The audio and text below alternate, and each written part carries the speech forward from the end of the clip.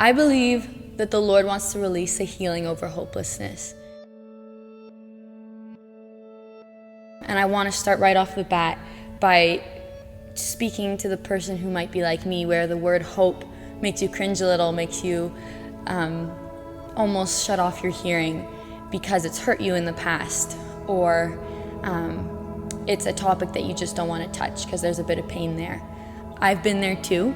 I don't want you to feel alone in this topic. I don't want you to feel like I can't relate.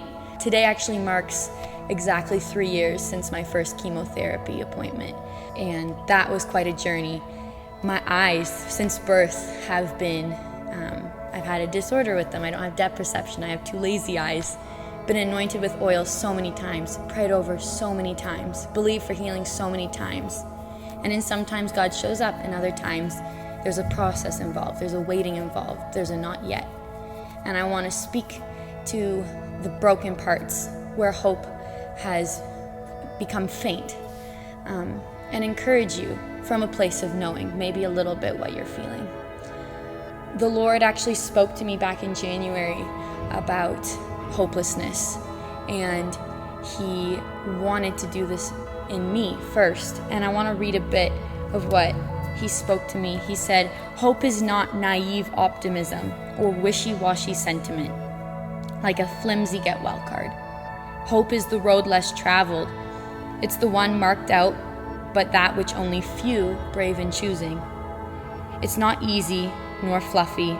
It's actually firm and secure. It's hefty. It wouldn't survive otherwise." Jesus invites us, saying, "Let me totally realign and rejig your understanding of hope. Allow me that, and you'll get to know me all the more." And I believe for the people who, I'm not coming here with a formula of how to do hope well. I'm still in the baby phases of learning this. But I do know that there's no condemnation here.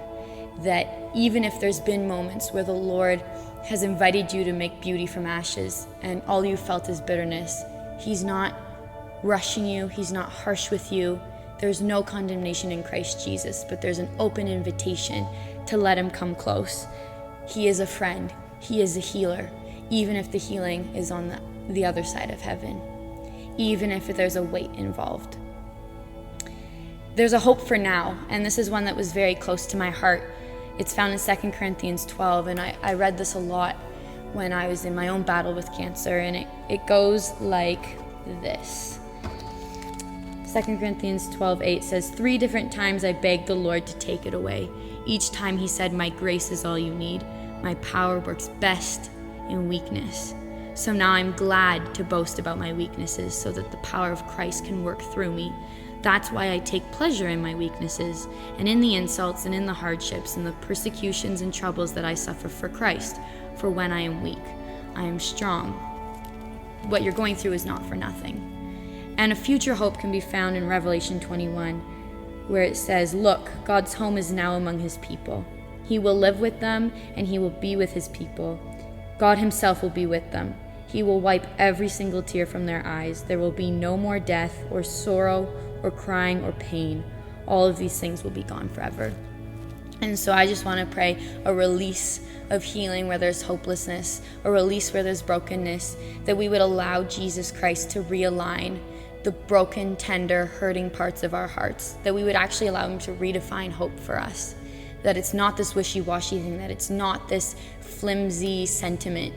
It's actually very firm, very secure, and He is a God who is friend and healer, and He might not be what we thought He was, but let Him redefine who He is and give us the gift of hope.